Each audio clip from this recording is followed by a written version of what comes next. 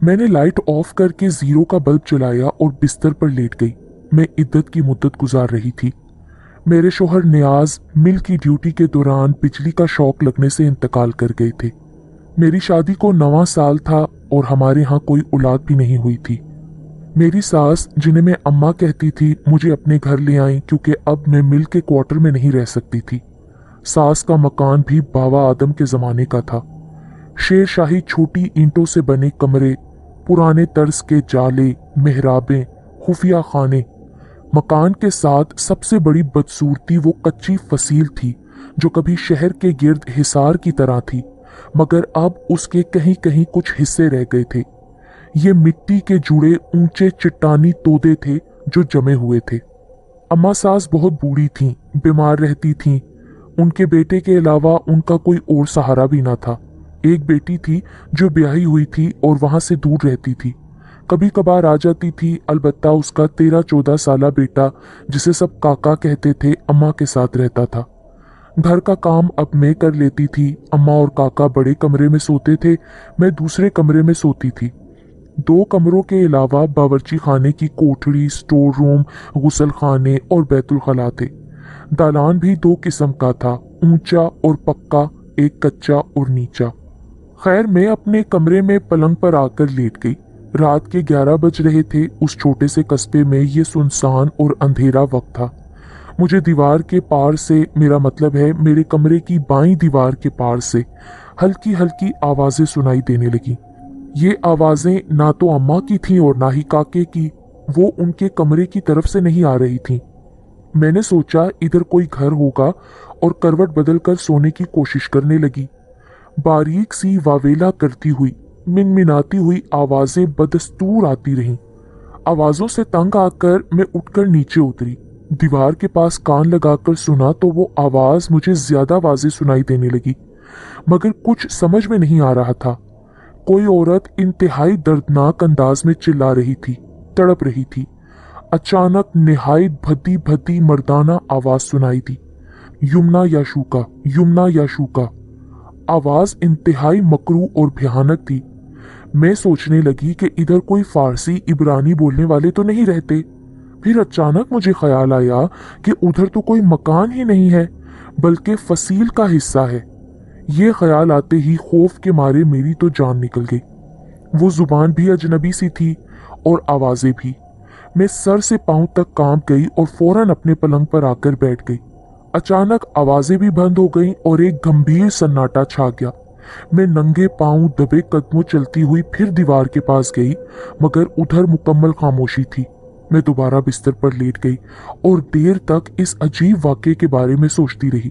फिर ना जाने कब मुझे नींद आ गई। सुबह हुई तो कामकाज में भी उसी वाक़े का ख्याल आता रहा, मगर मैंने अम्मा से कोई जिक्र ना किया। एक तो वो ऊंचा सुनती थी, दूसरे वो यहाँ एक उम्र से रह रही थी। अगर ऐसा वैसा कोई मामला होता तो उन्होंने कभी तो बताया होता। बहरहाल वो मेरा वहम या ख्वाब तो था नहीं।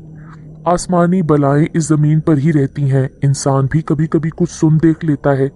मैंने ये सोचकर तसल्ली कर ली कि मैं खुद ही कुछ पढ़ पढ़ाकर सोया करूंगी। मेरी उम्र अब 34 साल थी। अब मैं ऐसी भी बच्ची ना थी कि डर को सर पर सवाल कर लेती।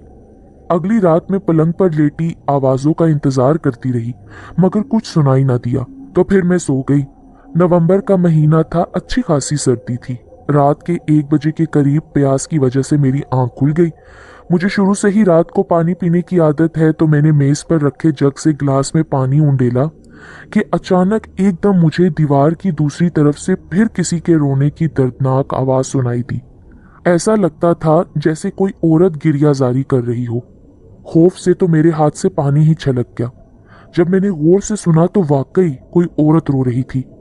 मैं हिम्मत करके उठी कि दीवार के करीब जाऊं, मगर खौफजदा होकर बैठ गई। मैंने आयतल कुर्सी पढ़कर अपने गिर्द फूंकी और उसके बाद होले से कहा, कौन कौन हो तुम? कोई जवाब ना आया तो मैं नंगे पांव बाएं दीवार के करीब गई। दीवार को हाथ लगा लगा कर टटोल कर देखती रही। वो खासी मोटी दीवार थी जिसके पार की आवाज भी सुनाई नहीं दे सकती थी। मैंने दीवार के साथ कान लगा दिया, मगर वो दीवार में नहीं बल्कि दीवार के पार रो रही थी। इससे क्या फर्क पड़ता था, पार भी तो फसील ही की दीवार थी। मैंने दीवार से मुंह लगाकर पूछा, तुम कौन हो, क्यों रो रही हो? तो एकदम खामोशी छा गई। मेरा दिल तो जोर से धड़का। वो जो कोई भी थी उसने मेरी आवाज सुन ली थी और मेरी मौजूदगी से बाखबर हो गई थी। अगर अभी यहाँ से धम से कोई रूह आ खड़ी हुई तो मुझे अपनी हमदर्दी का मजा आ जाएगा। इस ख्याल के आते ही मैंने लपक कर कमरे के दरवाजे की कुंडी को हाथ लगाकर देखा। खिड़कियों की चटखनियां चेक की, सब बंद थीं। दरवाजे बंद होते या खुले, मावराई मखलूक को उससे क्या भला फर्क पड़ता था। उस वक्त तो मेरे दिमाग में ये बात ही ना आई। खैर, मैं वापस पलंग पर आ बैठी। धीरे धीरे सिसकियों की आवाजें फिर उभरने लगीं। जैसे हम गुल मचाती चिड़ियों को उड़ाएं तो थोड़ी देर मुकम्मल सकूत रहता है, फिर आहिस्ता आहिस्ता शोर हो जाता है। सिसकियां जारी थीं कि अचानक शड़ाप शड़ाप की आवाजें गूंजी, जैसे कोई कोड़े मार रहा हो। मैंने डरकर टांगे पलंग पर समेट ली और सर तक चादर लपेट ली। शड़ाप, चीखें, ववेला, फिर शड़ाप। मैंने कान बंद कर लिए। जरा देर बाद कानों से उंगलियां निकालकर सुना तो जैसे कई भीड़ों को घड़े से निकाल दिया जाए और वो जू जू करने लगे। फिर ये जू जू लम्हा बलम्हा ऊंची होती गई। फिर एक बिल्ली की मकरू सी कराहने की आवाज आई, जैसे बिल्ली जख्मी हो। खूनख्वार जंगली बिल्ले की गुराहट और फिर होलनाक सन्नाटा। इस सन्नाटे के बाद रात भर कोई आवाज ना आई, लेकिन मुझे फजर की अजानों तक नींद ना आई। सुबह हुई तो फजर की नमाज मैंने बाहर सहन में पढ़ी। नमाज के बाद वजीफा करते हुए मैं मकान ही को देखती रही। अम्मा अंदर नमाज पढ़ रही थीं। वजीफा मुकम्मल करके मैं बांस की सीढ़ी पर चढ़कर छत पर गई। कमरों के पीछे अम्मा के कमरे के आधे हिस्से तक पीछे वाले पड़ोसियों का मकान लगता था और मेरे कमरे के आधे पिछले हिस्से तक और पूरे बाईं दीवार के साथ फसील की टेढ़ी मोटी चट्टान नुमा दीवार थी। गालिबन फसील के अंदर रास्ते भी होंगे, क्योंकि इसमें हमला आवरों को देखने और निशाना लगाने के लिए गोल सुराख थे।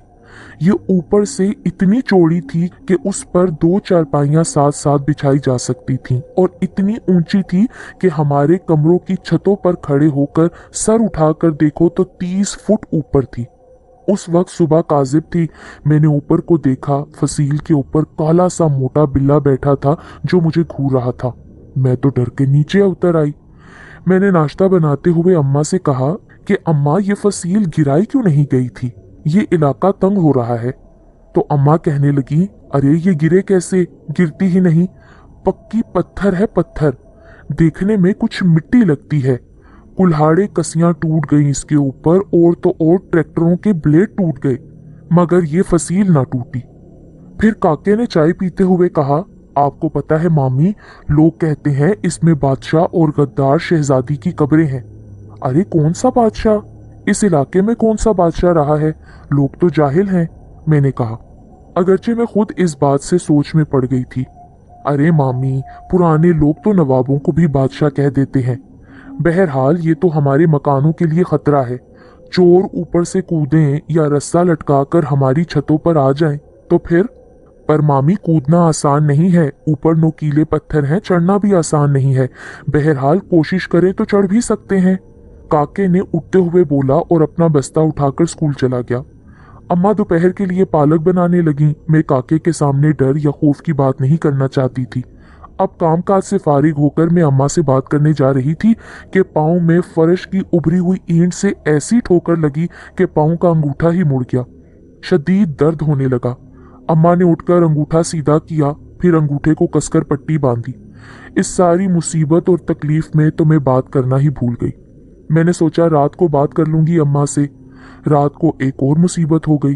अम्मा के लिए दूध रखा था किचन में, क्योंकि वो रात को दूध पीने की आदी थी, मगर शायद किसी बिल्ली ने गिरा दिया। अम्मा मुझसे झगड़ने लगी। मैंने लाख कहा, अम्मा बिल्ली ने गिराया है, इसमें मेरा क्या कसूर है? पर अम्मा कहने लगी कि आज तक कभी कमरे में तो क्या, सहन में भी बिल्ली नहीं देखी, बल्कि मैं तो अक्सर गोश्त भी खुला ही छोड़ देती हूँ। आज कहाँ से बिल्ली कमबख्त आ गई, और वो भी किचन के अंदर रखी पतीली पर। तुमने जानबूझकर पतीली उल्टा दी होगी। पर अम्मा, मैं ऐसा क्यों करूंगी? बिल्ली नहीं तो चूहा होगा। खैर, बेनतीजा लड़ाई होती रही हम दोनों के दरमियान, और फिर हम अपनी अपनी जगह नाराज हो गए और अपने कमरों में आकर लेट गए। पहले तो जहन उसी झगड़े में उलझा रहा, फिर जैसे मेरी छठी हिस्स बेदार हो गई, आखिर दूध खुद ब खुद कैसे गिर गया और उसी वक्त क्यों गिरा जब मैं अम्मा से बात करने जा रही थी? सुबह के वक्त भी जब मैं अम्मा से बात करने जा रही थी तो मेरे पाँव में चोट लग गई। मुझे तो ऐसे लगता है कि ये मुसीबतें तब से आना शुरू हुई हैं जब मैंने ऊपर जाकर झांका था और वो काला बिल्ला देखा था। खैर, अब तो मेरी ये हालत हो गई थी कि रात के वक्त सूखे पत्ते के खड़कने से भी मेरा दिल लरस जाता था। जाने कितनी सूरतें पड़ डाली, आखिर नींद थी कि आ ही नहीं रही। रात को किसी न किसी पहर मेरी प्यास से आंख खुल गई। मैं पानी पीकर लेटी ही थी कि बिल्ली की गुर्राहट सुनाई दी। मैं तो कांप गई। खुद को बार बार तसल्ली दी कि बिल्ली होगी, मगर तसल्ली कैसे होती? गुर्राहट तो बाईं दीवार के अंदर से आ रही थी। मैंने तो सर से पांव तक खेस लपेट लिया। कपड़ा लपेटने से आवाज थोड़ी बंद हो जाती है। इतनी मनहूस और डरावनी आवाजें थी जैसे कुएं के अंदर से आ रही हों। और फिर वही बारीक आवाज में रोना बैन करना शुरू हो गया। कभी तो मैं खौफ से बेहाल हो जाती और कभी हवास काबू में करके कुरान पाक की सूरतें तलावत करके गौर करने लगती कि ये चक्कर क्या है। युमना यशूका, इस नोहे के पस मंजर से डांटती हुई मकरू आवाज आई। फिर बिल्ला बुरी तरह गुर्राया जैसे मद्दे मुकाबिल को चीर फाड़ डालेगा। फिर जैसे फरियाद और रहम मांगने की आवाजें। वक्फे वक्फे के बाद शराब शराब कोड़े बरसाने की आवाजें, जैसे बुलंद इमारत में आवाज गूंजती है। फिर धड़ धड़ धड़ एक भगदड़ सी सुनाई दी। मिट्टी के बर्तन, सिल्वर के बर्तन टूटते टकराते चले गए। छन छन छन छन जैसे पायल वाली हिरनी भाग रही हो, पुकार रही हो। मेरी कुव्वते बर्दाश्त जब जवाब दे गई तो मैं बौखला कर उठी और मुंह से जोर से निकल गया, या अल्लाह। मेरी आवाज क्या निकली, एकदम सन्नाटा छा गया। ऐसा सन्नाटा जिसकी वहशत से इंसान खुद ही पागल हो जाए। गोया हर आवाज साकत होकर आंख बन गई है और हर आंख मुझे घूर रही है। मेरे वजूद पर इस कदर भारी बोझ पड़ गया कि मैं हिल तक नहीं सकती थी, चारपाई से पांव नहीं उतार सकती थी, मुंह से आवाज नहीं निकाल सकती थी। मैं सर से पांव तक ठंडे पसीने से शराबूर हो गई। जाने कैसे मुझे सूरह इखलास दिमाग में याद आई तो मैं दिमाग में ही उसे दोहराने लगी। फिर जैसे धीरे धीरे मेरे दिमाग की रगें खुली तो होश ठिकाने आए। मैं पढ़ते हुए उठी, जिस्म में हरकत पैदा हुई। मैंने लपक कर दरवाजा खोला। रात को सहन में टिमटिमाते बल्ब की रोशनी फैली रहती थी, मगर दरवाजा खोलते ही खूब अंधेरे ने आज मेरा इस्तकबाल किया। फिर भी मैं वापस कमरे में नहीं पलटी। अम्मा अम्मा जोर जोर से पुकारती हुई अम्मा के कमरे के दरवाजे पर जा गिरी। अम्मा कहाँ सुनने वाली थी, वो तो सुनती ही ऊंचा थी। मैं दरवाजा झंझोड़ रही थी कि काके ने ही मेरी आवाज सुनी तो जल्दी से दरवाजा खोला। मैं उसे धकेलती हुई अंदर दाखिल हुई। क्या हुआ मामी, बाहर बिजली क्यों बंद है? मैं देखता हूँ अभी। वो बाहर निकलने लगा तो मैंने उसे अंदर खींचकर कुंडी चढ़ा दी। अम्मा भी जाग गई थी। क्या है, कौन आ गया है? वो हड़बड़ाकर पलंग से उतरी। मैं सांसें दुरुस्त करते हुए कहने लगी, अम्मा वो उधर भूत प्रीत है। मत मारी गई है तुम्हारी, कोई चोर चक्का होगा, तुम्हें भूत प्रीत नजर आ रहे हैं। अम्मा पाँव में चप्पल डालकर उठ खड़ी हुई। अम्मा मेरी बात तो सुन लो, मत जाओ बाहर। मेरे चेहरे पर खौफ के जो साए थे उन्होंने अम्मा को रुकने पर मजबूर कर दिया। अम्मा, जो मेरा कमरा है ना जिसमें मैं सोती हूँ, उसमें कोई भारी असर है। मैं फिर कुछ बात अम्मा को बता पाई और कुछ ना बता पाई। अम्मा ने सुनकर कहा, बिटिया मेरी तो उम्र गुजर गई है इस घर में, कभी कुछ ना देखा ना सुना, शुरू से ही कमरे में ही रही हूँ। वो स्टोर था अनाज का जहाँ तू रहती थी। हाँ, और जब तेरे शोहर की शादी मैं तुमसे करने लगी तो तुम दोनों के लिए मैंने उसे साफ किया था। वहम होगा तुम्हारा। अच्छा, अब रात भर कमरा खुला छोड़कर सो जाओ। अम्मा ने डंडा उठाया और काके को साथ लिया। सहन में अंधेरा देखकर अम्मा ने कहा, बल्ब किसने बंद किया? मैंने तो नहीं किया अम्मा। मैंने भी नहीं किया बेबे, काका बेख्तियार बोला। अब तो मुझे पक्का यकीन हो गया है कि जरूर कोई बंदा आया है, अम्मा ने वसूख से कहा। अम्मा को कौन समझाता कि बाहर से तो कोई खटका हवा का भी नहीं था। खैर, अम्मा आगे, काका पीछे और मैं उन सबसे पीछे। हम सारे घर का चक्कर लगाकर दूसरे कमरे में पहुंचे। अम्मा ने मेरे पलंग के नीचे झांका, इधर उधर देखा, फिर दीवार से कान लगाया। कुछ भी नहीं है, वहम है तुम्हारा। अब इधर सोगी या कमरा बंद कर दूं? उधर कहाँ जगह है मेरे पास कमरे में। अच्छा चलो आज गुजारा कर लो, मगर रोज रोज तो मुश्किल है ना। वो कमरे को बाहर से बंद करके ताला लगाते हुए कुछ सोचकर बोली।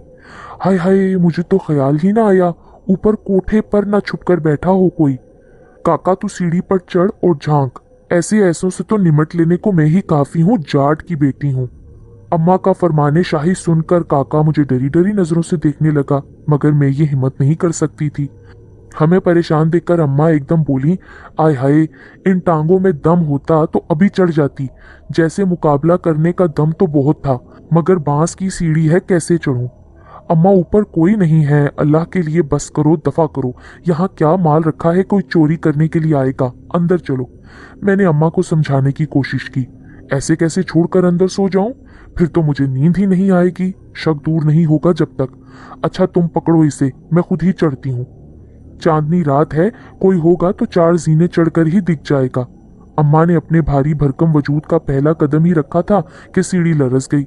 काका बोल उठा, मामी तुम ही चढ़ जाओ, अम्मा गिर जाएगी। मैंने झुंझला कर गुस्से में बांस की सीढ़ी पर पहला, दूसरा, तीसरा, चौथा और 5वां कदम रखकर छत पर नजर दौड़ाई। यूं तो खौफ से मेरा रुआ रुआ कांप रहा था, मगर मैं तो गुस्से में चढ़ गई। खुली छत पर तो चांदनी थी, मगर फसील के साए में अंधेरा था। मैं फसील की तरफ आंख उठाकर भी नहीं देखना चाहती थी, मगर उधर ही निगाह खिंची चली गई। फसील की बुलंदी पर चांद की रोशनी होना चाहिए थी, मगर वहां अंधेरा था। उसके बावजूद त्यो है कल काला बिल्ला, जिसकी तवे जितनी बड़ी बड़ी लाल आंखें थीं, मुझे घूर रहा था। वो इतना लंबा, चौड़ा और बड़ा था कि फसील के ऊपर नुमाया मुझे नजर आ रहा था। मैंने चीख मारी, मेरा तवाजन बिगड़ा और धड़ाम से नीचे जा गिरी। काके ने मेरी चीख सुनकर चिल्लाना शुरू कर दिया। फिर मुझे होश न रहा। अम्मा और काका तो मुझे खींच खींच कर रह गए। शोर शराबा सुनकर साथ वाली मस्जिद से मौलवी साहब ने दरवाजा खटखटाकर पूछा, बहन क्या बात है, खैर तो है। काके ने उन्हें अंदर बुला लिया। उन्होंने मेरे ऊपर चादर डालकर मुझे उठवाया और अंदर पहुंचाया। अम्मा ने मेरी रुदात सुनाई तो मौलवी साहब ने मुझ पर दम किया। पानी पड़कर कतरा कतरा करके मेरे मुंह में डाला गया। ये सब बातें मुझे बाद में मालूम हुई। जब मुझे होश आया तो मुझे अम्मा और काके ने बताया। खैर कोई 1 घंटे के बाद जब मैं होश में आई तो होश में आकर भी मैं हवास में ना थी। मुझे इतना डर लग रहा था कि जी चाहता था छोटे बच्चे की तरह अम्मा की गोद में छुप जाऊं। कुछ वक्त गुजरा तो मुझे अपने कमर की हड्डी में दर्द का एहसास हुआ। फिर तो ये दर्द बढ़ता ही चला गया। सुबह होते ही मुझे किसी न किसी डॉक्टर के पास उठा ले गए। एक्सरे हुआ तो पता चला कि रीढ़ की हड्डी में चोट लगी है। कई माह तक बिस्तर पर रहना होगा। मैं भी अब इस घर में और उस कमरे में किसी कीमत पर लौट कर नहीं जाना चाहती थी। अम्मा ने बार बार पूछा, तूने क्या देखा? मैं बताने लगती तो यूं लगता जैसे सर पर भारी बोझ आ बैठा हो। कानों में वही मनहूस सिसकियां गूंजने लगती। मैं तो हकला कर रह जाती और अपनी बात ना बता पाती। मेरे माँ बाप तो हयात थे नहीं। सौतेली माँ थी जो मुझे रखना नहीं चाहती थी। बड़े भाई ने साथ दिया, मुझे अस्पताल में देखने आते रहे और वही मुझे अपने घर भी ले गए डिस्चार्ज होने के बाद। भाभी हमारी मामूजाद ही थी, मेरे बचपन की सहेली थी, सो इसलिए उसने मेरा ख्याल रखा। मैं 4 माह बाद बैठने और सही तरीके से चलने फिरने के काबिल हुई। मैंने भाभी को फिर सब कुछ बता दिया जो उस दिन मेरे साथ हुआ था। उसे भी मेरी बात का यकीन ना आता था। वो भी पुरानी फसील के उसी बाकी मांदा तोते को कई बार देख चुकी थी और वो अम्मा से भी ज्यादा जीदार और बहादुर औरत थी। कहने लगी, किसी रात को हम दोनों फसील पर जाकर देखेंगे, बल्कि और भी कई औरतों को साथ ले लेंगे। भाभी तुम्हारा दिमाग खराब हो गया है, मैं तो ना जाऊं कभी। खैर मेरी अम्मा सास भी मुझे देखने आती रही। भाभी ने पूछा, अम्मा उस कमरे में कभी तुम रात को सोई हो? तो अम्मा ने कहा कि नहीं, मैं वहां तो कभी नहीं सोई। हाँ तो अम्मा तुम्हारी भी तो बहादुरी के काफी किस्से मशहूर है ना। ये भी तुम्हारी ही जिद थी जिसने तुम्हारी बेचारी बहू को इस हाल तक पहुंचाया है। अम्मा तिलमिलाकर बोली, अव्वल तो मुझे किसी दूसरी जगह पर नींद नहीं आती, वो तो मैं सोकर देख लूंगी, मगर मैं तो ऊंचा सुनती हूँ, मुझे आवाजें कहाँ कान में पड़ेंगी। सुनने में आया था कि दीवारों के कान होते हैं, हमारी बहू ने तो दीवारों को जुबान दे दी। अम्मा खैर ये कहकर हंसने लगी। अम्मा की ये बात सुनकर मैं तैश में आ गई। मैंने भाभी को कहा कि मैं आपको वहां लेकर जाऊंगी ताकि मेरी बात का कोई तो गवाह हो, वरना मेरी सास तो मुझे मकबूतुल हवास करार दे देंगी। मगर भाभी अपना घर बार बाल बच्चे छोड़कर मेरे साथ कैसे रह सकती थी। मैंने जब भाभी से ये बात की तो वो मेरी जुर्रत भरी तब्दीली पर हैरान रह गई। बच्चों को तो खैर नहीं ले जाऊंगी, अलबत्ता यूं हो सकता है कि अम्मी जान कल परसों तक आने वाली हैं, फिर मौका निकल आएगा। भाई के घर में रहते हुए मेरी इद्दत की मुद्दत खत्म हो चुकी थी। आने जाने पर अब कोई पाबंदी ना थी। तबीयत भी ठीक हो चुकी थी। भाभी और मैं एक शाम भाई से इजाजत लेकर चल पड़े। भाई को अंदर की बात मालूम ना थी। बच्चे अपनी नानी जान के पास खुश रहते थे। मेरी सास मेरे आने पर बहुत खुश हो गई। अपने बेटे को याद करके रोने लगी। वो नहीं चाहती थी कि मैं इस घर से वापस जाऊं या कहीं और मेरा निकाह हो। मैं भाभी को लेकर अंदर अपने कमरे में आ गई। सब कुछ वैसे का वैसा ही था। मैं और भाभी बातें करते रहे। भाभी बार बार उठकर बाईं दीवार को ठोक बजाकर देख रही थी। फिर बोली, इसमें खजाना पोशीदा हो सकता है। इस दीवार को अंदर से खोदकर हासिल किया जा सकता है। दीवार के साथ फसील है जिसके ना टूटने की कहानियां तो तुम सुन चुकी हो ना। रात का खाना हम सब ने मिलकर खाया। उसके बाद हम सोने के लिए मैं और भाभी कमरे में आ गए। काका कहने लगा, मामी ध्यान करना फिर ना कुछ हो जाए। मेरी भाभी सीने पर हाथ मारकर बोली, तू फिक्र ही ना कर, ये तेरी आंटी बड़ी जिगर वाली है। हम दोनों रात को काफी इधर उधर की बातें करते रहे। ज्यादातर मैं अपने शोहर मरहूम की बातें करती रही। रात के 12 बज रहे थे। भाभी ने कहा कि मुझे बैतुल खुला तक जाना है। हम दोनों इकट्ठे सहन में निकले। मार्च का इख्तिताम था। मौसम सरमा खत्म हो रहा था। बैतुल खुला काफी अलग थलग बना हुआ था। भाभी ने मुझसे कहा, तुम यहीं कमरों के पास रहो, मैं तुम्हारी तरह डरने वाली नहीं हूँ। मैं सहन में रखी ठंडी चारपाई पर बैठ गई। अचानक मुझे खौफ सा महसूस होने लगा। मैं खौम ख्वाह इधर उधर देखने लगी। यूं लगने लगा जैसे बांस की सीढ़ी के आखिरी सिरे पर छत पर कोई खड़ा है। ये एहसास होते ही मेरे पर एक अजीब सी कैफियत तारी हो गई। मैं उधर देखना नहीं चाहती थी मगर देखने पर मजबूर थी। हिम्मत करके और भाभी की मौजूदगी की ढारस पाकर सर उठाकर ऊपर देखा। वहां कोई ना था, अलबत्ता एक मोटा काला सा रस्सा लटक रहा था। होले होले हिल भी रहा था। क्या वो उसी काले बिल्ले की दुम थी? ये ख्याल आते ही मैं डर से कांप गई और भागकर अपने कमरे में घुस गई। कमरे में धूल उड़ रही थी जैसे गर्द और धुएं से अटा हुआ हो। मैं उस गर्दो गुबार का सबब सोच रही थी कि अचानक दीवार पार की आवाजें जी उठी। कोई तंग सी जगह के अंदर दौड़ रहा था, चीखते चिल्लाते हुए मदद के लिए पुकार रहा था। जैसे ही दौड़ने की आवाज आई, पायल की छनछनाहट गूंज उठी। वो दौड़ भाग इतनी वहशियाना थी कि लगता था कि किसी भी दम ये दीवार टूटकर अंदर से सारा मंजर बाहर आ जाएगा। मैं भाभी को आवाज देती बाहर की तरफ दोबारा भागी। कमरे से बाहर निकलकर बांस की सीढ़ी के पास आते ही मेरी कमर पर शराब की आवाज के साथ जब लगी। ये वही कोड़ा लगने वाली आवाज थी जो मैं अपने कमरे में बाईं दीवार से सुना करती थी। मैं बेहंगम चीख के साथ मुंह के बल गिर गई। भाभी भागती दौड़ती निकली और मेरे पास पहुंची। उधर काके और अम्मा ने दरवाजा खोल दिया। मुझे सीधा किया गया तो मेरी आंखें फटी की फटी थी और जुबान दांतों के नीचे आने के सबब जुबान से खून रस रहा था। वो मुझे देखकर समझे कि मैं मर चुकी हूँ। चारपाई पर उठाकर लिटाया, देखा तो सांस चल रही थी। मैं 3 दिन तक शदीद बुखार और बेहोशी के आलम में रही और वो 3 दिन में भाभी के घर थी। मगर मुझे नहीं मालूम कि मैं भाभी के घर कब और कैसे लाई गई। उन्होंने मेरी पीठ पर लंबा सा नील देख लिया था, लिहाजा मान गए थे कि मुझे कोई वहम ना था। वो वाकई कोड़े का निशान था और वो निशान तो आज कितने साल गुजरने के बाद भी मेरी पीठ पर मौजूद है। मैं बड़े भाई के घर रहती हूँ और बच्चों को कुरान पाक पढ़ाती हूँ। इस वाक़े के बाद अम्मा और काका भी बहुत डर गए। अम्मा को उनकी बेटी अपने घर ले गई थी, लिहाजा मकान अम्मा ने फरोख्त कर दिया था। मकान तो बिक गया था और उसका नक्शा भी बदल दिया गया था, मगर फसील तो अब भी वहीं की वहीं मौजूद है।